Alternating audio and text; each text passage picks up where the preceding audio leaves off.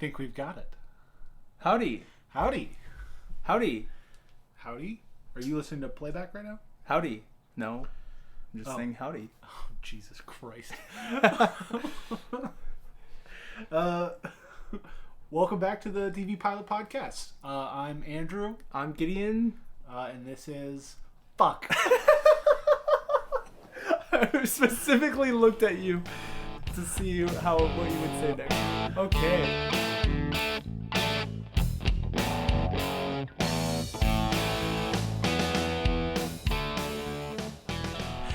Hi everyone, I'm Andrew. This is Gideon, and You're listening to the TV Pilot Podcast.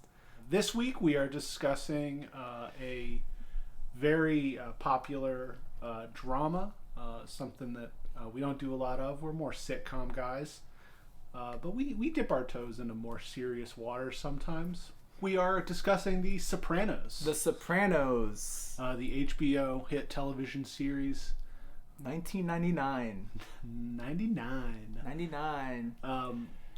It is about the titular character, the Sopranos. Tony Soprano is the main character. He is a New Jersey mobster. Yeah, North New Jersey. the Newark area. the North Jersey crime family. Mm-hmm. The DeMio crime family. They're gonna make him an offer he can't God, refuse. you did it before I could even say it. I wanted to set a ground rule that we couldn't do an accent for this one. That wasn't an accent. That was a an Marlon accent. impression. A bad one, probably. It's an accent. You did an accent. No, this is an accent. Okay, no. I am a Italiano American from North Jersey. That's not. We're a very serious. This is highly academic. I want to elevate the level of discussion surrounding this fucking TV show. Okay, fine. I'll take this seriously for one episode. I'm not saying you have to take it seriously. I'm just saying no accents. Okay. Because it's low hanging fruit. Do you have a thing? No, thing? I don't. I thought about texting you. You told me, don't worry, I'll always have one ready. I didn't have one. I literally racking my brain trying to think of something like fun and lighthearted to do with this, but it's all about the mafia and crime, and I didn't think those were very. Did you fun do any topics. research then? Yeah, I did research. Okay. Coolio. On what? I researched what gabagool was. I mean, I'm curious. So, okay. The show was created by a Mr. David Chase. He was a well-seasoned, still is, he's alive. He is a well-seasoned TV writer, producer, and showrunner. He wrote and produced on Kolchak, the Night Stalker, if you remember that from our X-Files episode. Yeah, I'm a big Kolchak guy. He wrote or produced on Kolchak, Switch, The Rockford Files, and many others, and by the late 90s was a highly regarded showrunner. And the Sopranos kind of cemented his reputation. It was a huge hit at the time. One of HBO's biggest sort of flagship. Yeah, I kind of put HBO on the map. I would imagine. I don't know for sure. But. As far as like a network that produces high quality drama, like what it's known for today. Yeah, like everyone's like, HBO produces incredible content, like The Sopranos, The House the Euphoria, Sopranos built, the first few seasons of Game of Thrones. He He wrote and directed a TV film for the Rockford Files in 1996, and he shortly after came up with the idea for The Sopranos. But the idea was a film about a mobster in therapy having problems with his mother. I would watch it. Yeah. And then after discussions with his manager, Lloyd Braun, some of you Seinfeld fans might recognize that name. Yes, Lloyd Braun from Seinfeld is named after this same man. Anyways, go ahead. Leave it in. Okay. No. After talking to his manager Lloyd Braun, he adapted it into a TV series.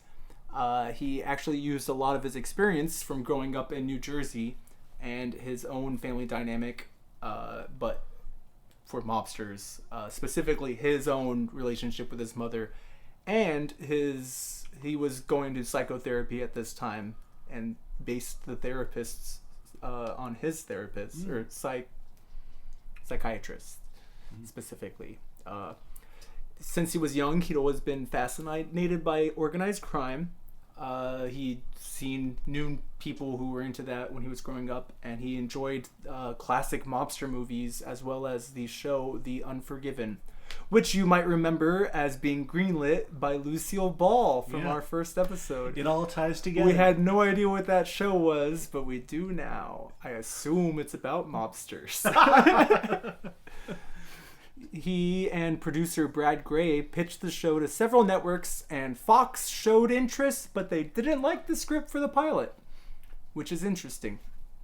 Finally, HBO greenlit the pilot for filming in 1997. Pre-production started in the summer of 97, and they filmed between August to October of that year. And after filming, David Chase's friends and the cast and crew really enjoyed the episode, but he was really nervous that it wouldn't get picked up, so he was ready to ask for funding for 45 more minutes of filming to make it a feature film.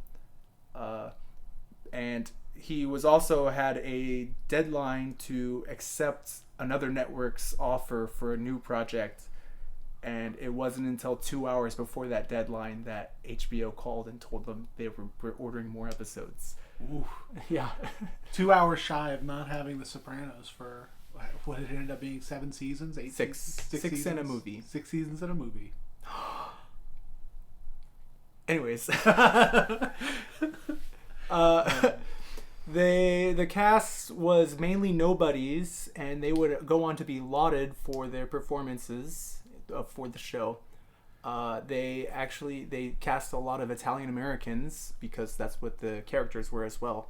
The series has 27 actors in common with the movie Goodfellas. 27 actors in common with the movie Goodfellas? Yes. Name 3. It specifically said 3 of them. Christopher, the actor for Christopher, the therapist, and Paulino. I really did not remember the names that well.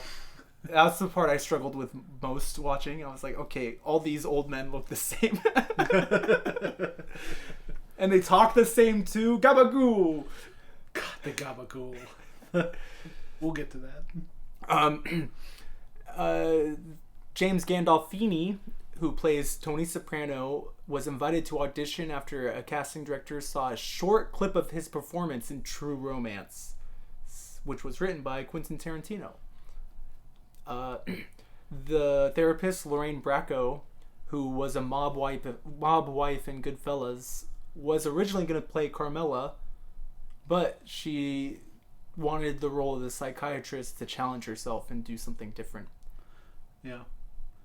I'm trying to imagine Melfi as Carmela in the Have you show, but I think Edie Falco just did such a for sure. Yeah, she such did a great job.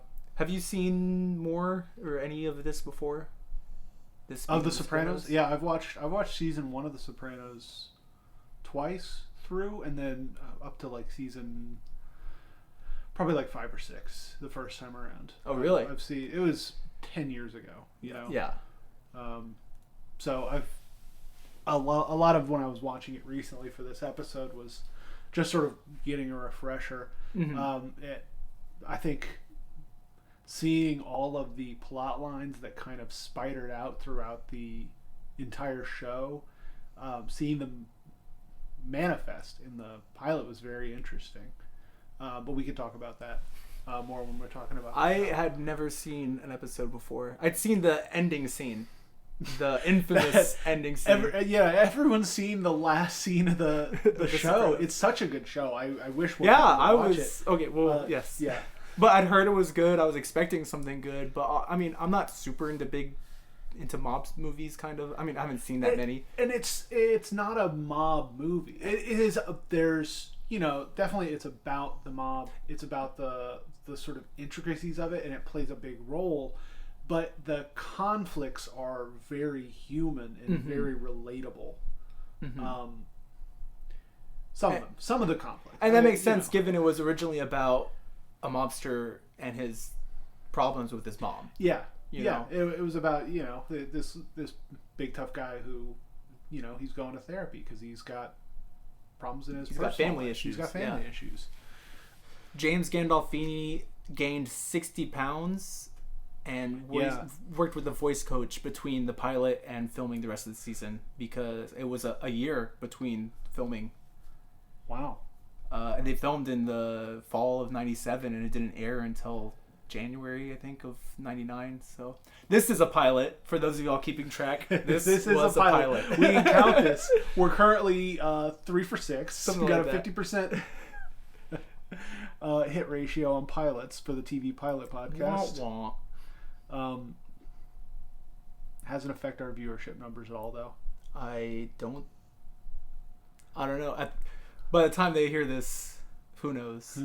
Who knows? Fun fact, Steven Van Zandt, who is a guitarist for Bruce Springsteen, auditioned for Tony Soprano with no acting experience.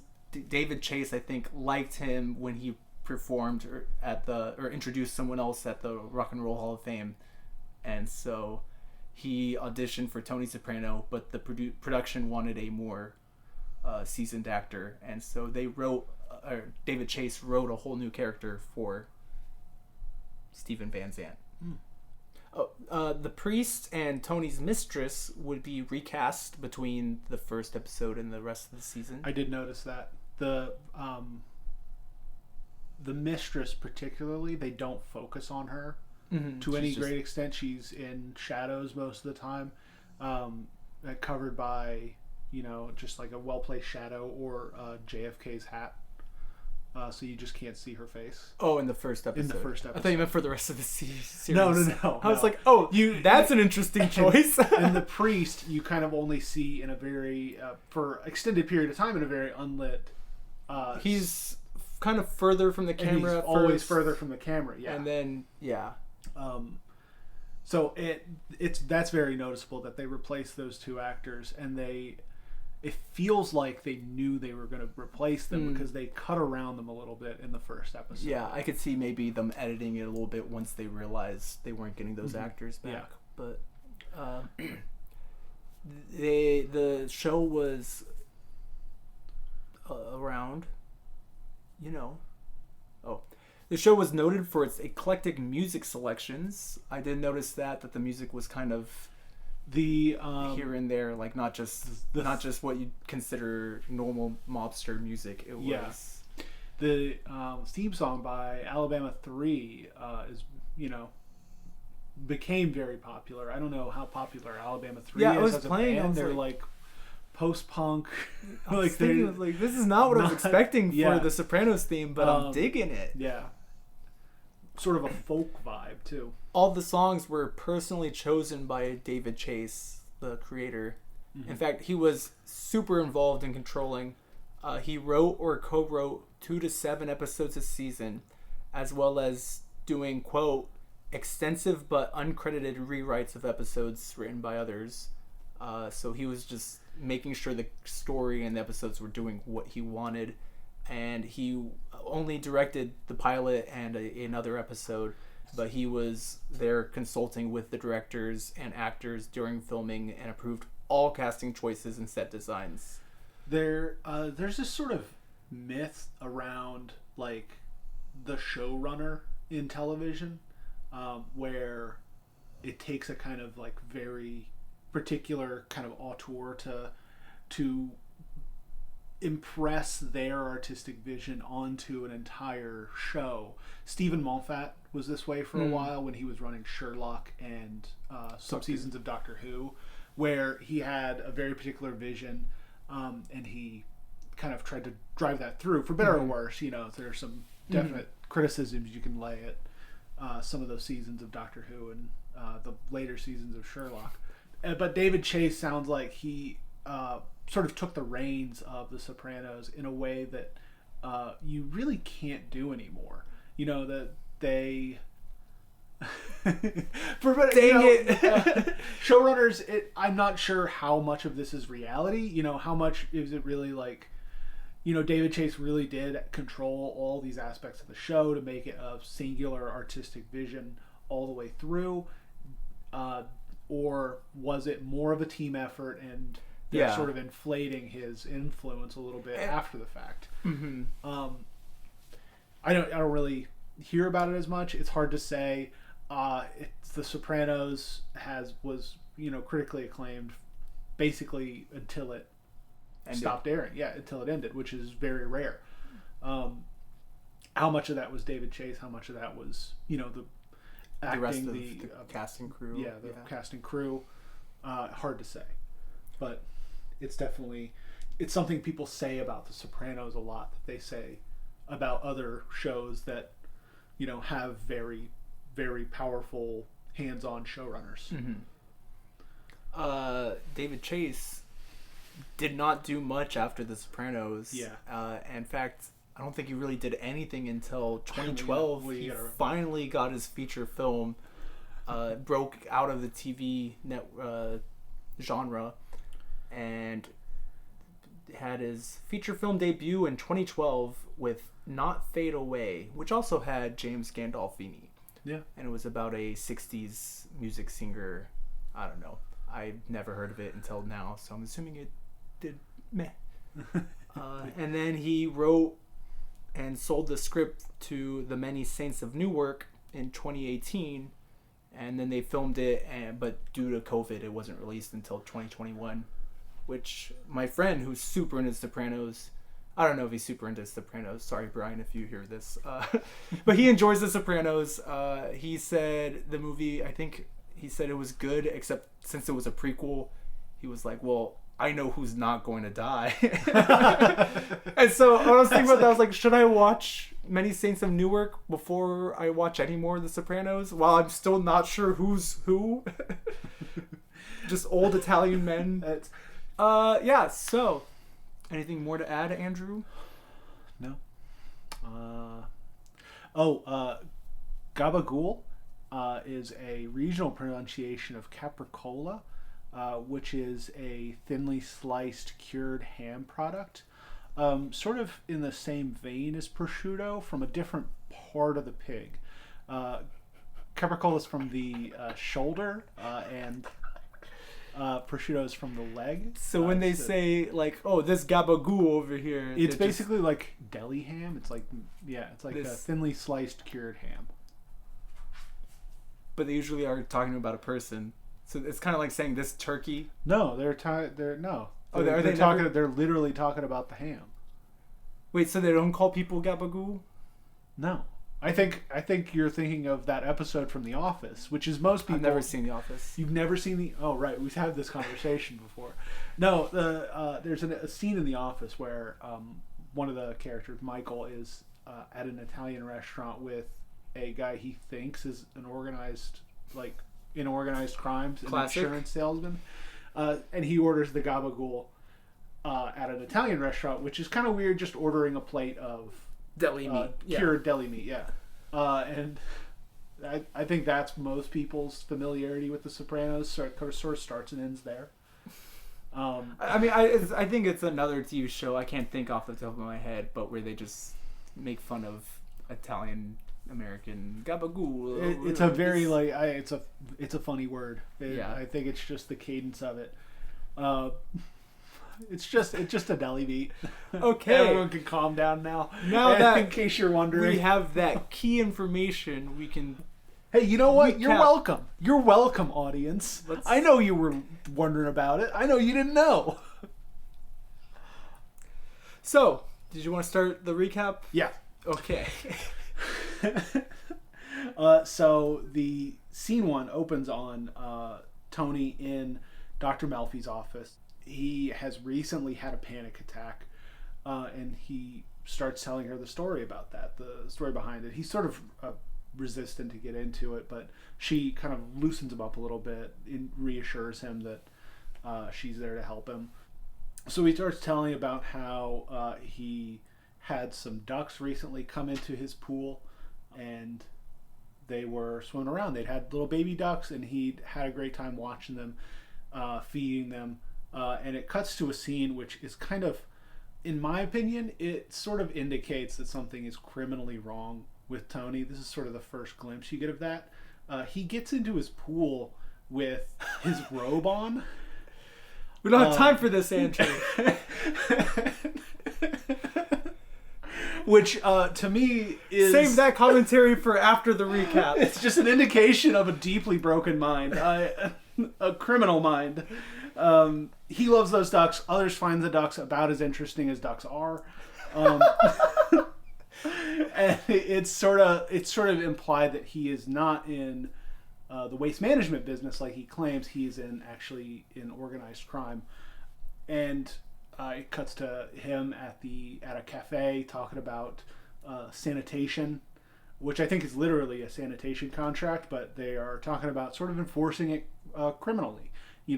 Collecting protection, a racket with the other sanitation company that's moving in, trying to steal the contract, just so they continue getting their cut of the job. This is where they talk about the gabagool.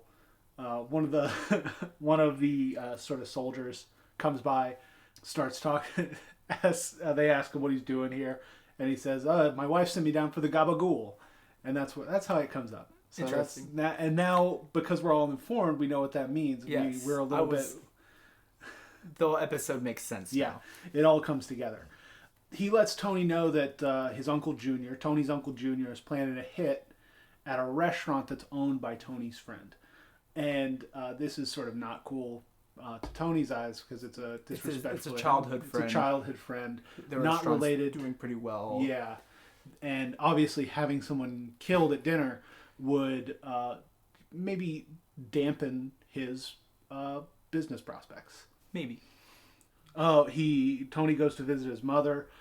His mother is not very supportive of what Tony's doing. He tries to get his mother to agree to come to his son's birthday party, Anthony Jr., later that day. Tomorrow? Later the day? Yeah, that day. Later that day. But Tony's mom, Livia, says she doesn't drive when they're expecting rain. Very smart, very sensible.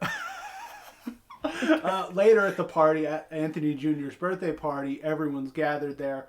Anthony Jr. comes out to tell his dad that their grandmother won't be coming. And then he says, "So why what? Are No fucking you wasting time on this?" I don't know. All right, wait. You want to go? Okay. All right. The ducks. While Tony's at the grill preparing for to grill some hamburgers, the ducks fly away. Tony has a panic attack. And drops a can allegedly of has allegedly has a panic attack. He faints. We as the audience know he has a panic attack. So Tony faints, and so oh god, you make it so hard sometimes. Why? So Tony's quote unquote nephew, who he was driving with to the lunch meeting. What? I've always been confused. I genuinely thought they were related. I did too until Tony I was doesn't have. Finding a recap, and it says Christopher, who he tells the therapist is his nephew. He tells a lot of people it's his nephew. It's just. I feel like with mobs, you're part of the family. Sorry, sorry. No accent. We discussed this. Because if you had asked me like who is Christopher Moltisanti, I'd be like, oh, that's Tony Soprano's nephew. Mm-hmm. But he's not. They're unrelated. I don't think they are. Or they are distant cousins. Yeah. But he's young enough that he's just his nephew. The nephew, yeah. So earlier, Christopher, when they were talking about the Czech mob that was bidding against them for a waste contract, mm-hmm. Christopher said, "I'll take care of it," and that was that. And Tony's like, "Okay." Very sensible young man. And so that night, Christopher meets with one of the younger Czechs to discuss business, and by discuss business, I mean shoot him in the head. He calls him over to trade. They have a beer. They talk about. He says, "We're the younger generation. Yeah. We have different needs." Speaking of which, pulls out a couple lines of cocaine on a butcher's cleaver. Yeah, well, that was smart doing the hit in the butcher shop. Blood, yeah. You know that Wales. Oh yeah, you know. So then while the Czech Emil is doing cocaine, snorting cocaine, when he leans down over the butcher's knife, Christopher pulls out a gun and pops him one in the head and then shoots him some more. Yeah, I wrote down that Christopher shoots him, in my opinion, too many times. The once was enough. He gets him right in the back of the double head. tap. Got a double tap. Okay, but then 2 more times after that? If That there's feels anything wasteful. I learned from Zombieland. So Christopher shoots one of the young Czechs, and then Tony meets with his uncle. They golf and then have dinner, and he tells him, "Hey, leave my buddy's restaurant alone. Don't do this." And his uncle Junior gets mad at him, saying, You may run North Jersey, but you don't run me. You don't run your uncle, whatever. And so then later that night, Carmela is watching TV with their priest. Very strange. Yeah. She's trying to save her soul. So yeah. That's what she says. And okay, we'll talk about that later. You can keep going. They hear a noise outside. She grabs just a large assault rifle and busts outside, and her daughter's trying to sneak in. Her daughter Meadow, who's a 15, 16 teenager. They do. She's probably high school. probably like 16 years old 16-ish. now. They do an episode, I think, in season 2 or 3, where they go and look at colleges. Tony and Meadow do. So probably from there, 16 in this episode. She sees her trying to sneak back into the house from wherever she was and cancels her trip to Aspen that she was going to go on with her friend. And this just puts a strain on... A subplot of this episode is the mother and daughter, just their relationship getting strained and them not getting along. But I thought... I don't know, the priest was... Anyways. And it cuts back to Tony with the therapist, and this is still that same meeting, and she says that his doctor says that he's been feeling depressed, and he gets all upset, saying like, well, who doesn't? Life could be better for everyone, whatever. And then he finally admits that he's been feeling depressed since the Ducks left, and then he storms out of the office. So then that night, Big Pussy, who is one of Tony's associates, and Christopher dispose of the body in a way so that the body won't be found. The body of the Czech guy. Guy. Christopher shot too many times. That way the Czechs don't know that he was killed by them, and there's not a guarantee of bad blood. And the Czechs pull out of the bidding for the contract, so that works out. Good for Christopher. A success. So then the next day or so, I don't know, timeline's kind of funky, but a day or two later, the Soprano family tours a retirement home with Tony's mom, where they get into an argument and Tony passes out again. And it cuts to him just looking embarrassed in the therapist's office. And he opens up about his parents and their relationship a bit, and how his job's become a lot harder with RICO laws, and how there's more snitches now in the business. His waste management consultant job. More stressful. The therapist lays out some ground rules saying everything's doctor-patient confidentiality unless you tell me about harming someone. And so she's aware of what he does, but she tells him, like, be careful what you tell me. There's a sort of veneer of, Dr. Malfi is there to help, but she can't know everything. So she just prescribes him antidepressants, and at a strip club later, Tony's meeting with Hesh Rabkin, a friend of Tony's dad's, and they come up with a plan to... There's a man earlier who owed them money, who they ran over with a car and then beat him up. He still doesn't have the money, so he says, he works for an insurance organization. We'll get fake insurance claims we'll set up...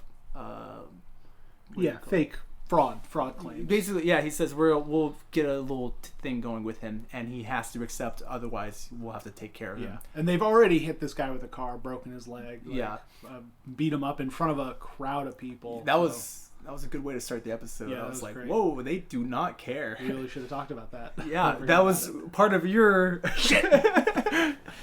So, and Hesh tells him that he gives Tony the idea to get Artie to leave town for a while so that the hit can't happen in his restaurant. And so Carmela and Meadow get into it some more, whatever. Tony gives Artie, his friend, owner of the restaurant, tickets to a cruise to the Caribbean. And Artie's like, oh, heck yeah.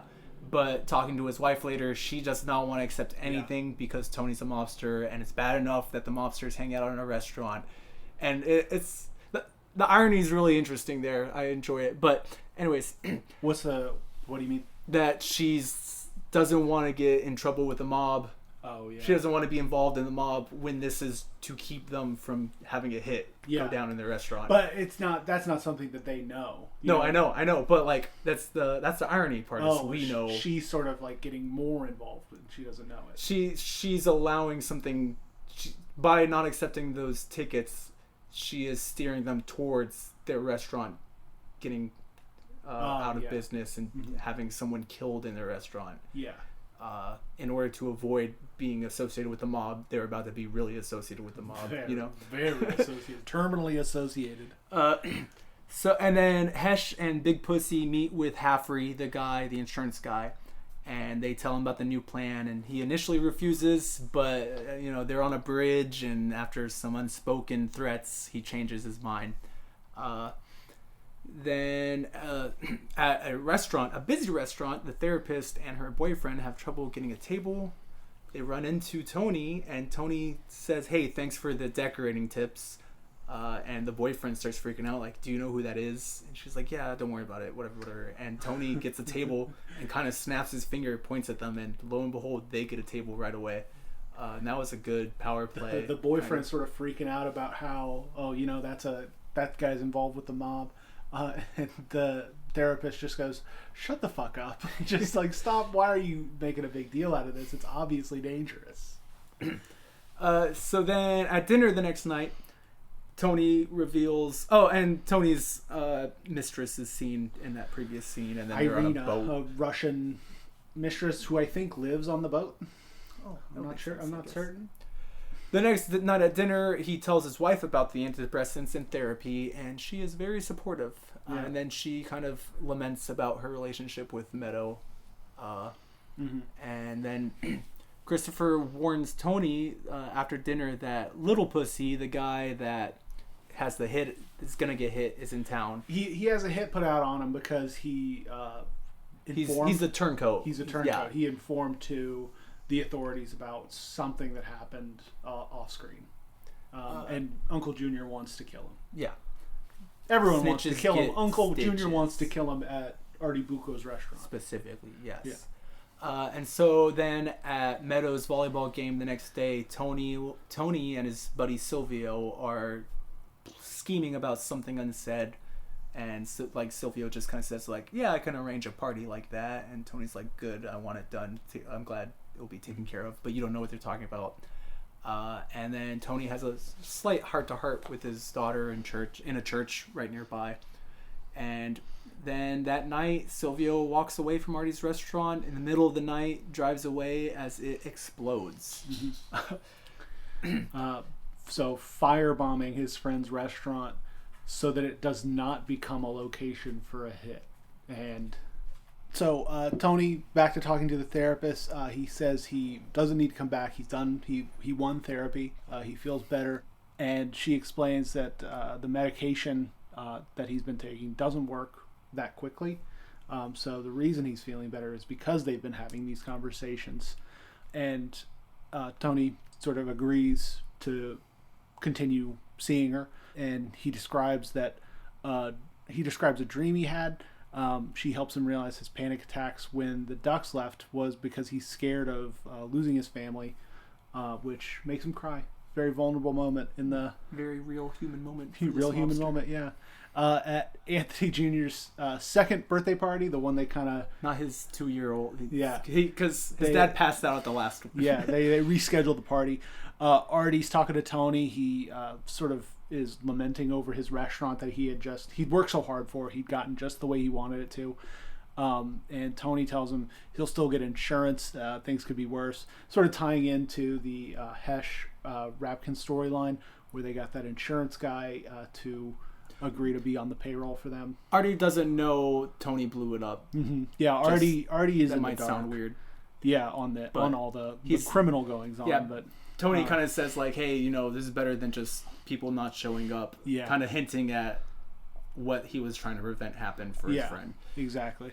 Artie, in sort of a parallel to Tony crying in the therapist's office, Artie cries while talking to Tony in a more public setting. And to me, that kind of sets up a kind of juxtaposition between them. Like, Tony can only show vulnerability in a very like specific setting to a professional that's sort of bound to confidentiality.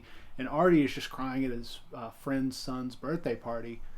He's sort of just letting his emotions out, and he's sort of more well adjusted for it. Tony then talks to Christopher, he's upset for not getting more praise for killing email and stopping the checks from taking over that part of the the sanitation business. And then he says, all these people making mobster movies, Christopher could sell his life story to Hollywood and be rich. Tony kind of grabs him by the collar very roughly, forbids him from doing anything of the sort. Very intense. He kind of just pushes him away. Uncle Junior gives Tony's mom a ride to the party, Livia, and they are just sort of being old people, just talking. They're sort of just saying, well, nothing's like it was before. Nothing's like the good old days. People don't respect us anymore. And Uncle Junior says something might have to be done about Tony. And then Livia, you can kind of see her turn away towards the camera a little bit and sort of smile slyly, setting up what I think is one of the major conflicts in the first few seasons. Last shot is everyone walking away from the pool area to go eat, and the camera lingers on the pool for a little bit. Roll credits. I think you are a fan of the show. I am, yeah. Like the pilot? I love the pilot. And I think having watched the show, watching the pilot again, kind of, in my mind, it makes it a lot more. I think the pilot sets up a lot of the main conflicts of the series. At least the early part of the series. Obviously it becomes a much bigger show, and they kind of balloon outward into more and more complications for the entire cast. But I think the pilot does a really good job of setting up the main conflicts of the story, which are, Tony's like criminal life versus his personal life. He's a mobster, but he's also a family man. He has 2 kids who, they don't know that he's in organized crime. He has a wife that he's currently cheating on, and he has a lot of, some mental health issues that he can't let anyone know that he's dealing with in this way, because if he's telling, a therapist about this, who else is he talking to? It's sort of suspicious to the organization that he's in, that he's talking to this therapist about, potentially damning criminal shenanigans. I don't know how to... Yeah, that was when he tells Carmela about the antidepressants in therapy. He's like, "You're the only person I'm telling. Mm-hmm. No one else can know." And I thought that was a good line. He said, "If anyone found out, I'd get a steel-jacketed antidepressant right in the back of the head." Yeah. I was like, ooh, yeah, interesting. This is not like, apparently if you're in the mob, you don't talk to anyone about anything. And, yeah. You just sort of bottle it up. And it obviously is not working for Tony. He has two or three panic attacks in the show. And then it also sets up the conflict, the intergenerational conflict that I think a lot of the show is based around. Mm-hmm. The conflict between, Livia and Junior and Tony, and then Tony and Christopher having that same sort of conflict. Yeah. And then the conflict mirrored between Carmela and Meadow. It's more of a mother-daughter situation, but still, it's a conflict between how things used to be done, how things are done now, how things are going to be done in the future. And you have, Livia and Junior who are very, like, respect-oriented about, mothers or son. Livia's always talking about how, oh, my friend's son calls her every day, and she's mainly complaining to Tony about not getting enough respect from him and Carmela. And then Junior, obviously his main conflict is that he's not being respected in the crime family. Mm-hmm. And Christopher has a lot of those same complaints to Tony later in the episode. He's not getting enough recognition for the things he does, and that he could do something different. He could become a playwright or a screenwriter, an actor. He said so and so said I could sell my life story. I could even play myself. And I thought it was interesting that when he says, "Oh, good job, Christopher. Way to go, Christopher." That's all I needed to hear. And Tony is quiet for a second, and then he says, "You're right. I could be a little more supportive. My dad wasn't, and I didn't like that." And then Christopher started. I guess that wasn't enough for him because he was. Then he said, "Oh, I could sell my life story," and upset Tony, and that's when Tony grabs him. And then it's interesting that it's kind of the second Tony gives a little ground on this, and it's like, "You're right. I could be more respectful to you," which is ostensibly what Christopher wanted. He immediately gets punished for it. Yeah. Tony, Christopher turns it around and says, well, I could do more. Like, I need more recognition. Mm-hmm. So it's sort of I don't know, it may not be a conflict that can be resolved easily or, individually by Tony. But I didn't know exactly what to expect. So I was somewhat pleasantly surprised with the more family aspect of it, I guess. Mm-hmm. And I just watching it, I remember thinking, because it's an hour long, it's legitimately 60 minutes. It's not a 40-minute quote-unquote hour, with commercials. It's a full 60 minutes. And I remember thinking, like, dang, I wish there was another hour and it was just a movie so that I could get closure at the end of this. Yeah. I was, and when you mentioned that the pilot was shot and then they could have done like 45 extra minutes to make it a full movie, absolutely I could see that. Yeah. It's one of those things that it was very self-contained as a story, and it starts a lot of stories that finish up, that wrap up later in season 1, season 2. Oh, okay. But it definitely, like, they could have trimmed it down a little bit. Mm-hmm. It could have been a really, like, concise narrative. Yeah, that felt somewhat affirming when I was like reading. Oh, he originally had the idea. It was written to be a movie. I was like, oh, okay, cool. So I'm not crazy that this is a good first half of a movie, pretty much. Yeah. But then I'm like, man, there won't be closure for a while, I imagine, because it's 6 seasons long. But I guess there is some closure. There's definite, like, things happen. There's closure within the first season on, which is a fair thing to happen in a TV show. Yeah. I really enjoyed it though. Yeah. Yeah. I think it really is one of the better sort of long form dramas in television. I think it's funny that both of the organizations, Junior and Tony, have their meetings at, like, just an old cafe diner type setting where they're just sort of sitting in some random location, which feels it was surreal to see it, but I guess it makes sense. Like, where else would they do it? Yeah. I really liked the cuts. Some of the cuts, I would describe them as Archer-esque, even though this was before Archer, and that it would just kind of smash cut to something completely juxtaposed to what they were talking about, if that makes sense. When Tony talks about how they ran into the guy that they beat up, right before he says, like, he has an outstanding loan, and then the therapist interrupts and says, okay, listen, you can't tell me anything about hurting someone. And he's like, oh, we just had coffee. Then Mahaffrey drops the coffee, and Christopher gets out and, like, punches him, and he runs off, and Tony chases him in a car.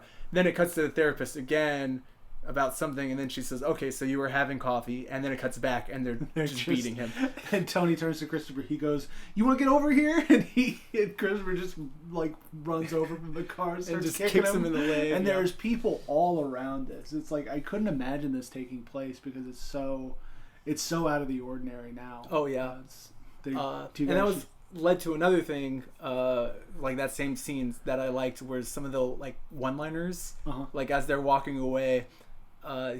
Tony looks at the sign outside this office building, and he's just like, "HMO, you're covered," and gets back in the car.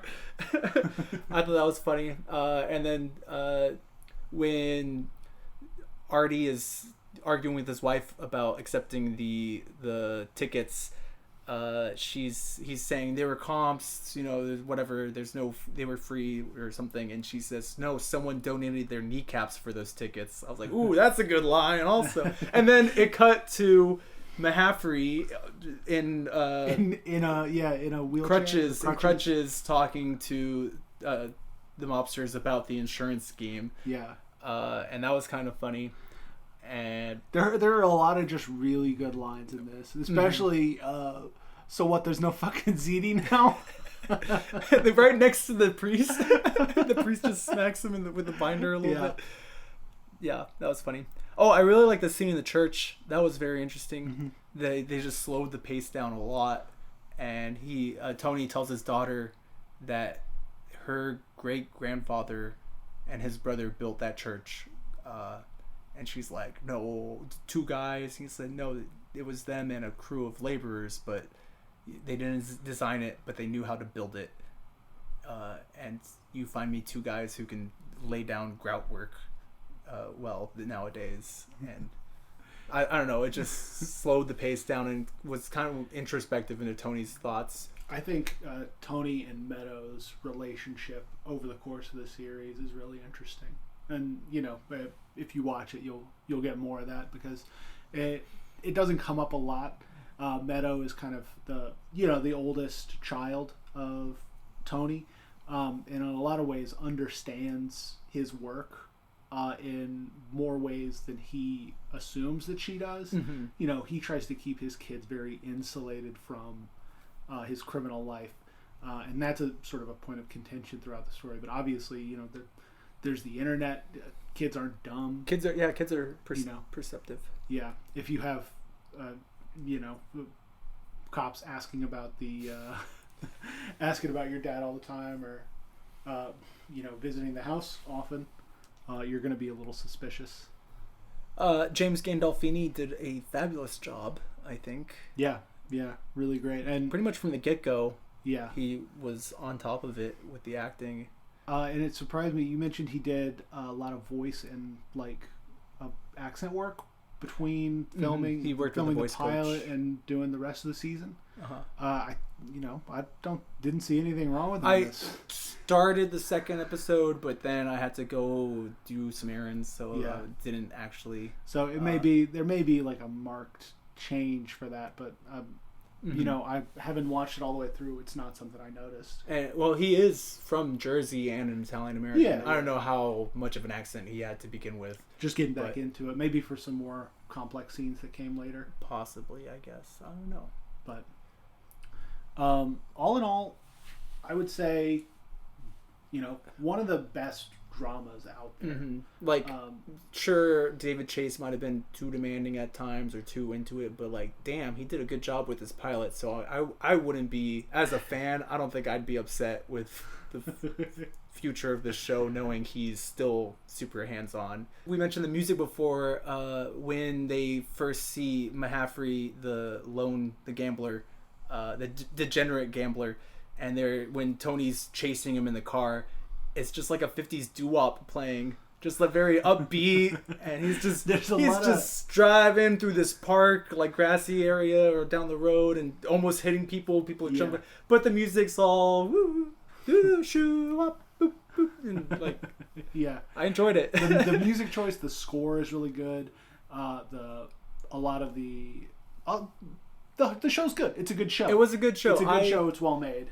I look forward to watching a few more episodes and then not watching any more after that because I hate myself. Oh, you gotta stay consistent.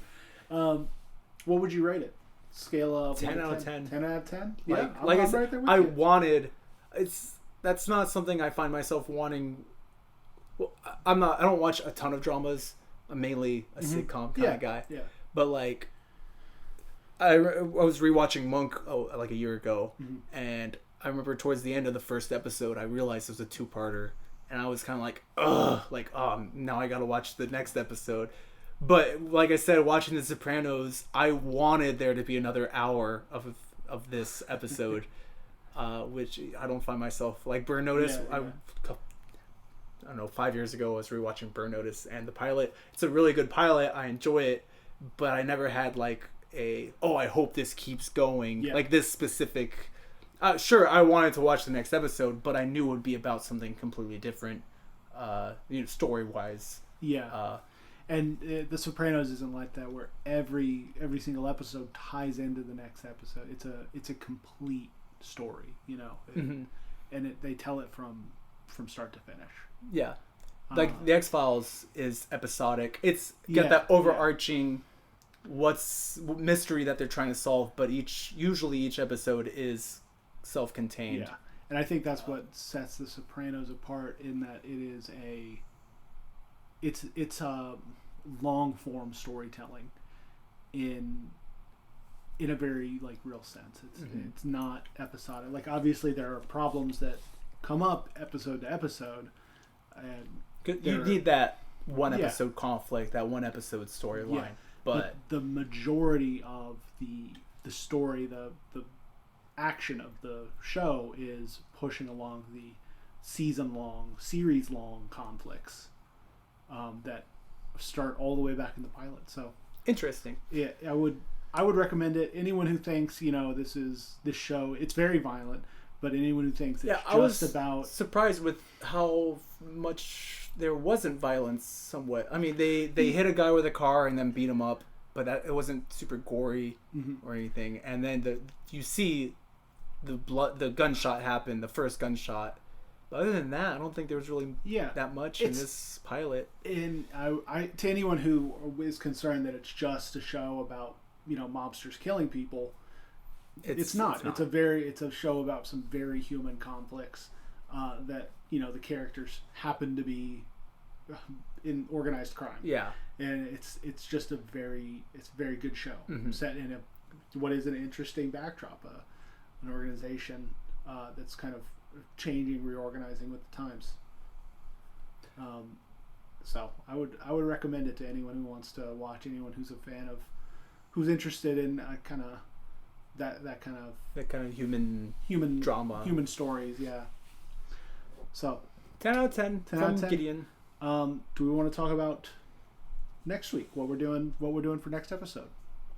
What are we doing for next episode? I don't know. Do we want to talk about it? We can. No. Sorry, guys. All right. Join us next time. We will talk about. Thanks for listening. I'm Andrew. I'm Gideon. This has been the TV Pilot Podcast. See you next week. See y'all 2 weeks from now. 2 weeks from now. 2 weeks from now. We do it bi-weekly. Bi-weekly. All right. Okay. See you in 2 weeks. Hey. Tell your friends. Like, comment, subscribe. Share. Tell your buds. Tell your family. Tell your strangers. And if they don't want to watch it, they don't have to. Give them an offer that they can't refuse.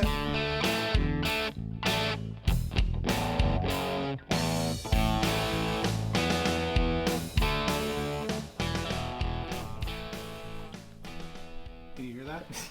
I was like, oh, what's that? He's not gonna calm down. Cooper, off. Down. Cooper, off. Thank you. Sit. Oh. Well, that is a whole other problem. Okay.